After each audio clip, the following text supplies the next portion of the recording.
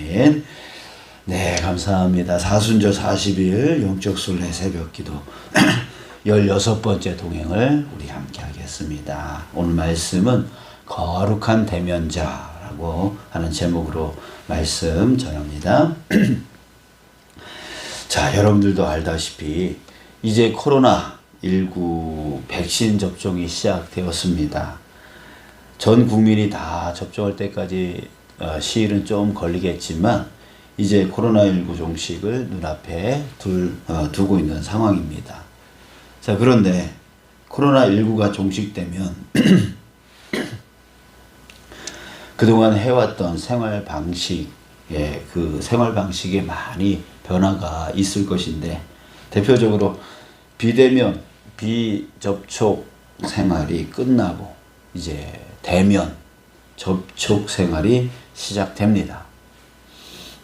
이제 더 이상 서로 의심하고 경계할 필요가 없겠죠.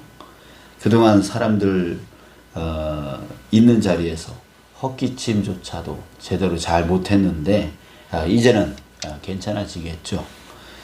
또 한 자리 건너 앉을 필요도 없을 것이고, 또 서로 친밀하게 가까이에 앉고 또 서로 마주 보면서 대화를 나누고 또 함께 식사도 할 수 있을 겁니다. 예, 빨리 그날이 왔으면 참 좋겠습니다. 자, 그런데요, 대면 생활하게 되면 이렇게 좋은 부분도 있겠지만, 많겠지만, 대면하게 되어서 안 좋은 부분도 있습니다. 그게 뭘까요? 예, 그 중에 하나가 바로 오해와 상처입니다. 오해와 상처. 서로 대면하여서 대화를 하게 되어지면 말 때문에, 그 많은 말 때문에 오해하는 일들이 생기고요, 또 상처받는 일들이 생기게 됩니다.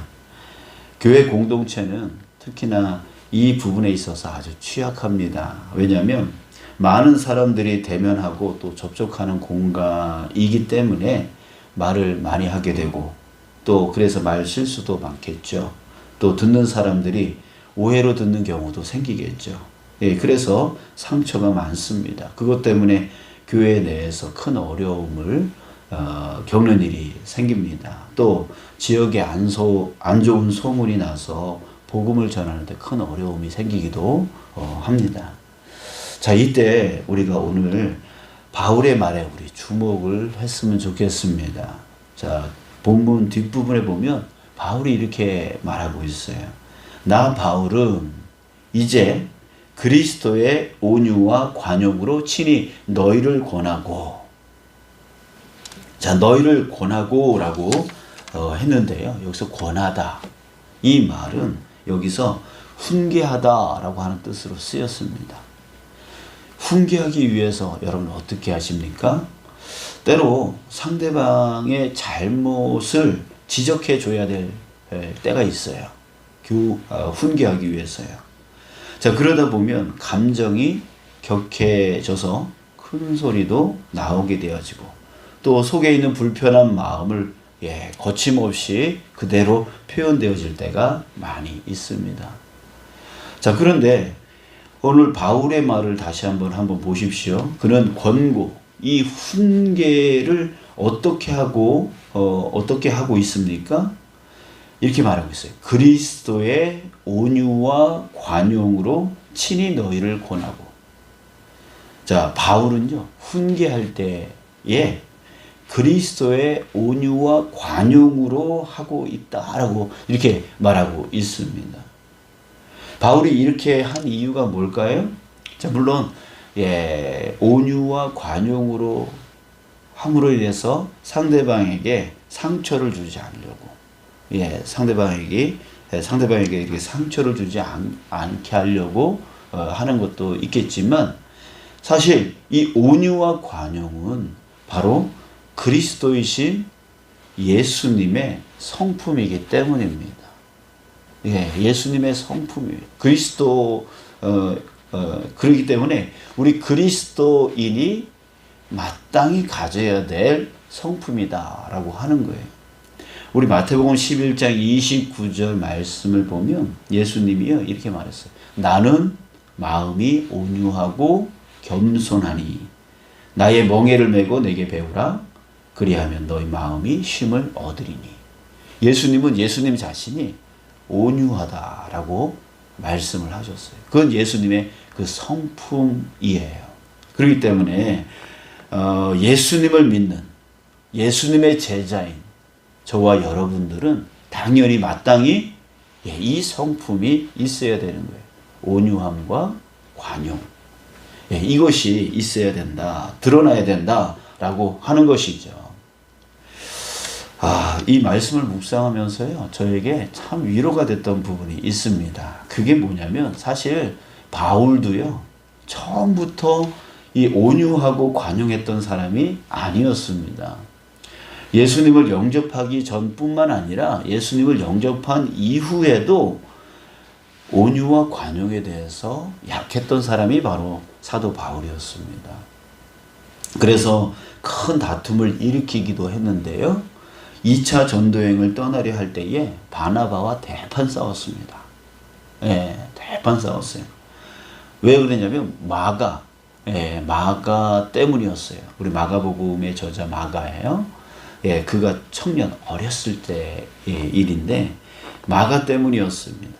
마가가 1차 전도여행 때 이 바울과 바나바 그리고 마가 이 셋이 같이 전도여행을 떠난 거예요. 자, 그런데 이 마가가 너무 힘들다고 도저히 못 가겠다고 하면서 중간에 집으로 가버렸어요.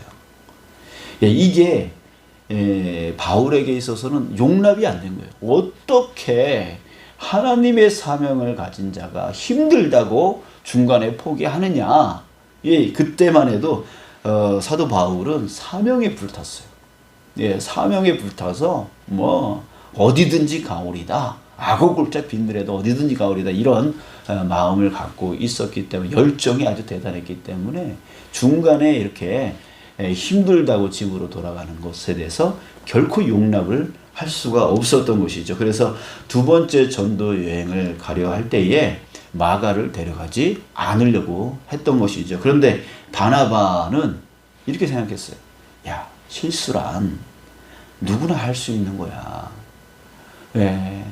그렇게 실수 한 번 한 것으로 인해서 이렇게 버려버리면 그는 영영 클 수가 없고 성장할 수가 없는 거야. 그러니까 이번에 같이 데려가자. 이렇게 한 거예요. 그러나 이 사도 바울은 그럼에도 불구하고 용납이 안 됐어요. 용납이 안 됐어요. 그래가지고 데려가야 된다, 말아야 된다, 데려가야 된다, 말아야 된다. 이렇게 결국은 옥신각신 하다가 결국 대판 싸우고요. 결국 결과적으로는 어떻게 되냐면 바울과 바나바가 따로 가기로 해요. 따로 전도여행을 가기로 해서 바나바는 마가를 데리고 딴 곳으로 가고 바울은 실라를 데리고 딴 곳으로 가요. 자, 이렇게 되어졌습니다. 자, 바울은 이렇게 온유와 관용이 아주 약했어요. 그러나 자, 오늘 말씀에서 알 수 있듯이요. 그는 온유와 관용의 성품으로 성숙되어 있음을 우리는 볼 수가 있습니다. 감정이 격해질 수 있는 훈계하는 그때에조차도 그리스도의 온유와 관용으로 말할 정도로 그렇게 크게 성숙되어 있는 바울의 모습을 우리는 볼 수가 있습니다. 디모데후서 4장 11절에 보면은요. 내가 올 때에 마가를 데리고 오라. 그가 나의 일에 유익하니라. 이 디모데는 사도 바울이 노년에 그 아들과 같이 여겼던 디모데에게 얘야, 너는 사역을 할 때 이렇게 해라 라고 그것을 가르쳐 주기 위해서 쓴 글인데요. 그러니까 나중에 이 사도 바울도 마가를 용납하고 이 마가가 나에게 유익을 주는 동역자로서 받아들이는 그 모습을 우리는 알 수가 있습니다. 결국 마가도 용납하고 용서해주는 그런 온유와 관용의 그 모습을 사도 바울을 이 이야기를 통해서 우리는 알 수가 있습니다. 자, 사랑하는 여러분, 이제 곧 대면의 시대가 옵니다. 우리가 서로 이제 마주 대하면서 서로 마음 놓고 서로 교제 나누고 대화 나눌 수 있는 그런 시대가 이제 곧 오게 되어지는 것이죠.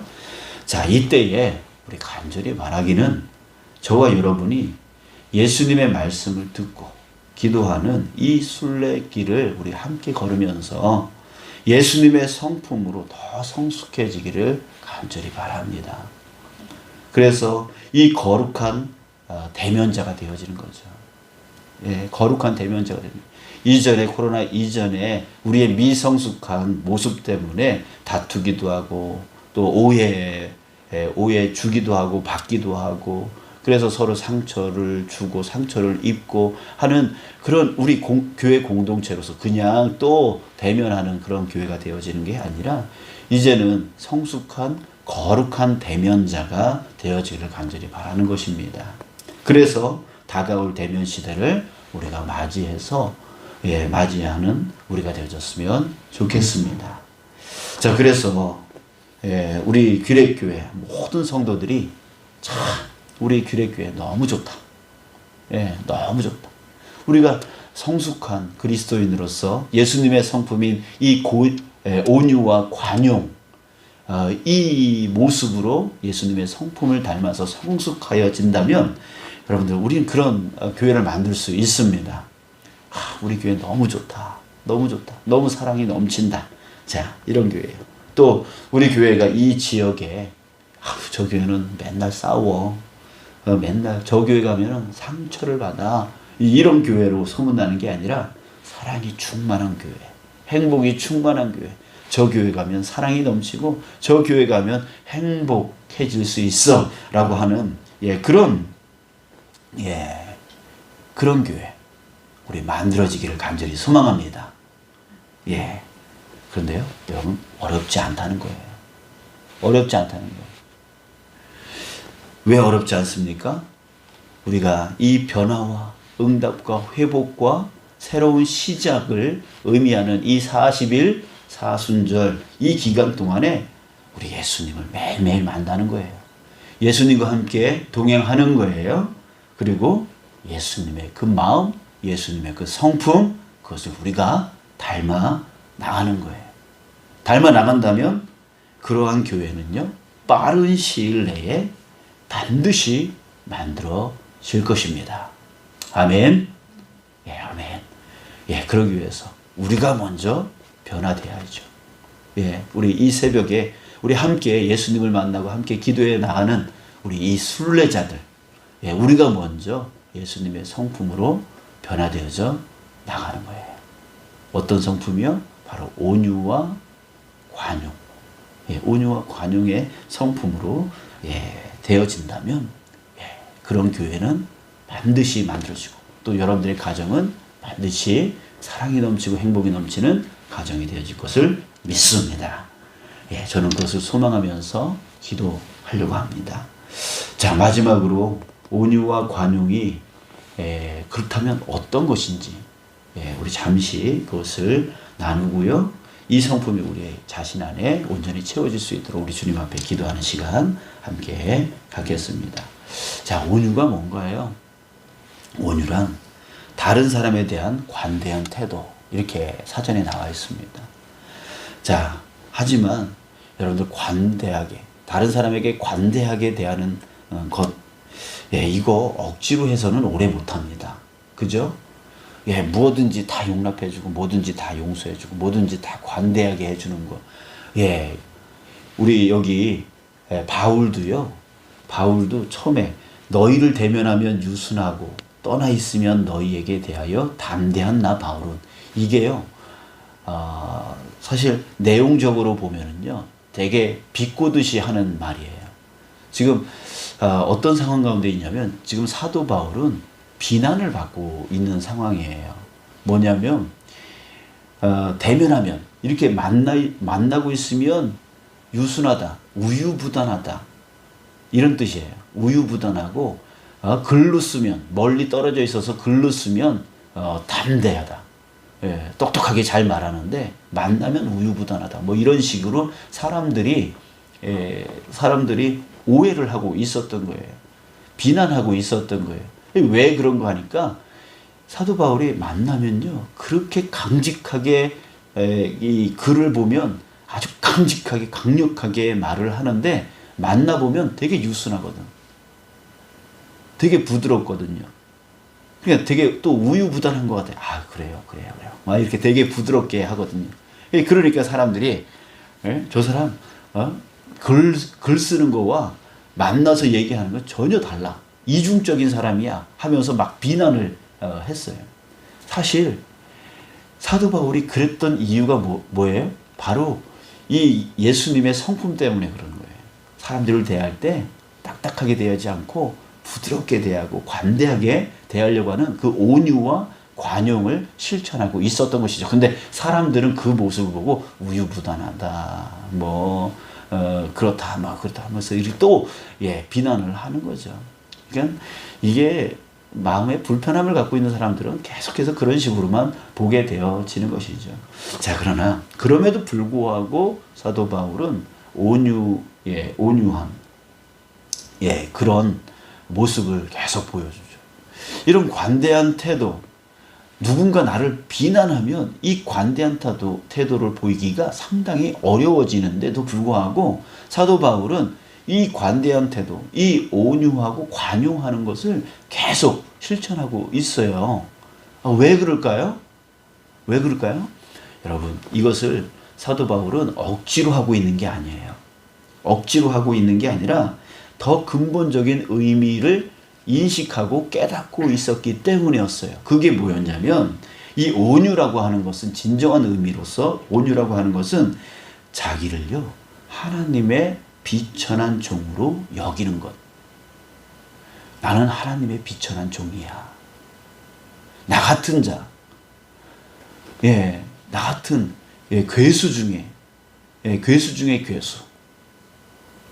정말 죄인 중에 죄인.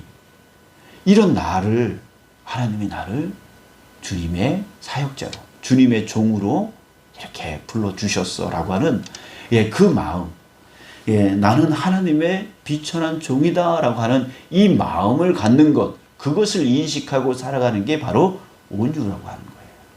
자, 그래서 하나님의 뜻에 완전하게 순종하는 것, 그게 바로 온유다라고 말하고 있습니다. 그렇기 때문에 온유한 자는요, 하나님이 사랑하는 사람들, 하나님이 사랑하는 영혼들, 그들에 대해서 노하든가 아니면 교만한 생각을 감히 품지를 못합니다. 하나님이 사랑하는데 내가 어떻게 저 사람에게 화를 내겠어? 하나님이 저 사람을 사랑하는데 내가 어떻게 저 사람 앞에서 나 잘났다고 교만할 수 있겠어?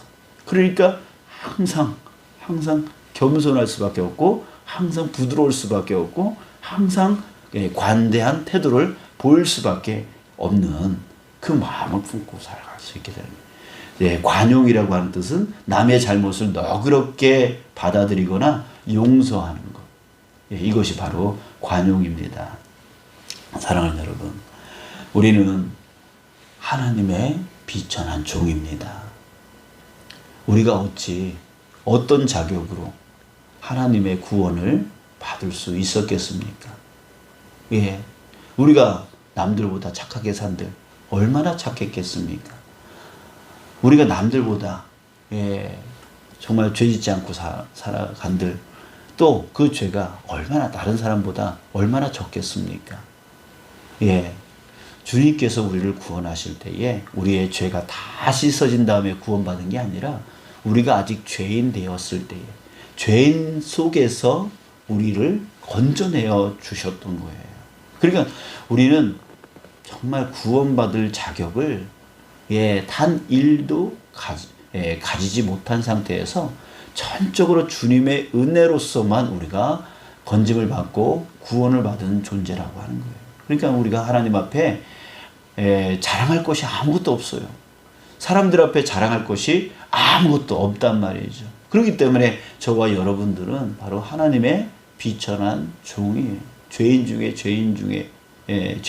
죄인이고 괴수 중에 괴수인 자가 바로 저와 여러분들이다라고 하는 것입니다. 자랑할 거 아무것도 없습니다. 우리는 하나님의 그 비천한 종. 그렇기 때문에 하나님이 사랑하는 영혼들에게 아무리 합당한 이유가 있더라도, 내가 저 사람에게 따질 수 있는 아무리 합당한 이유가 있더라도 내 감정대로, 내 생각대로 막대할 수 없는 거예요. 여러분들, 마가복음 9장 42절에 보면 또 누구든지 나를 믿는 이 작은 자들 중 하나라도, 나를 믿는, 주님을 믿는 이 작은 자 중 하나라도 실족하게 한다면 차라리 연자 맷돌이 그 목에 매여 바다에 던져지는 것이 나으리라. 이런 말씀을 하셨어요. 여러분, 우리가 하나님을 두려워할 줄 아는 저와 여러분들 되어지기를 소망합니다.